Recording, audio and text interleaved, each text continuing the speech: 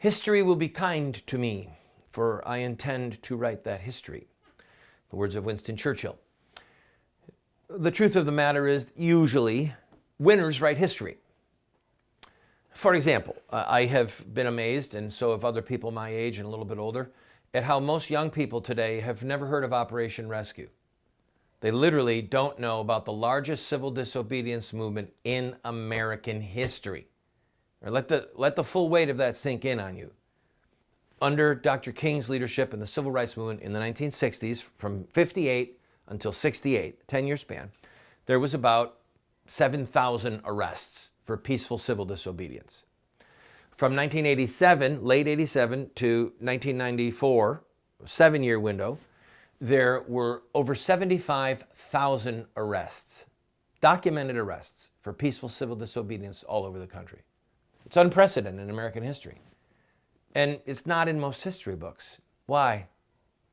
Winners write history. And we lost. Victory would have meant that we made it illegal to murder a baby in the womb, make child killing illegal. That was our goal. It is still our goal. But we didn't achieve the goal yet. So we don't get to write the history.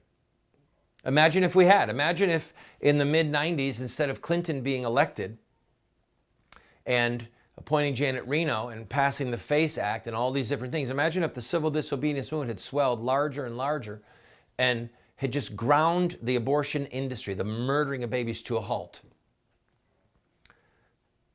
Passed a law, federal law, making it a crime to kill babies. The country would look very different today, very different. But that's not the way it happened. And so now we're in a position where we might be getting Hillary Clinton.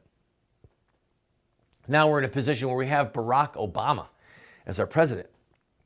And he's very anxious to have a great legacy. He's anxious to have a great history written about him. And it's the winners who write history. Now, fortunately, in our country, you can have dissent. That's also under attack right now. Just ask the people who dared to stand up against the militant homosexuals. But anyway, we can have dissent. So there can be histories written that show that Bill Clinton was a villain, that Hillary Clinton is a villain, that Barack Obama is a despicable president. But there are so many people right now that are asleep. And when you've got somebody like Jeb Bush, who has raised who will raise by the end of June $100 million, potentially more than all of his opponents combined, then you're looking at the creating of a winner. You raise that kind of money to crush your opposition, to put people on the ground to work, phone banks, all these things that are involved in political process, but also to crush your opposition, to do opposition research, to go behind closed doors and say, look, this is what we've got on you. You need to get out of the race or we're going to let this out. It's a dirty, ugly process now. It didn't used to be so bad. It's bad now. So now we're in a position where the winners, like Jeb Bush, if he wins the nomination, just by virtue of the money, okay, just by virtue of the money, there's a sense of inevitability that's emerging. Well, we're a divided nation.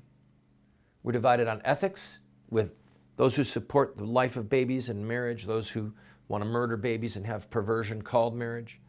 We're divided with money, the rich elite who are funding Jeb Bush. We're divided on how we should deal with Islam. And a house divided cannot stand. So when the history is written, when this nation, if it keeps on going, when it comes unraveled to greater and greater degrees, I'm not even sure what it'll look like. But who will the winners be that are writing the history? Will someone have the wisdom to say, these bad things came upon us because we forgot the Lord our God, because we turned against him, because we have the blood of babies staining our hands and crying out from the ground, and the judgments of the Lord are true and righteous altogether. I don't know who's going to write the history, but I intend to raise up my voice to be a light, and I encourage you to do the same.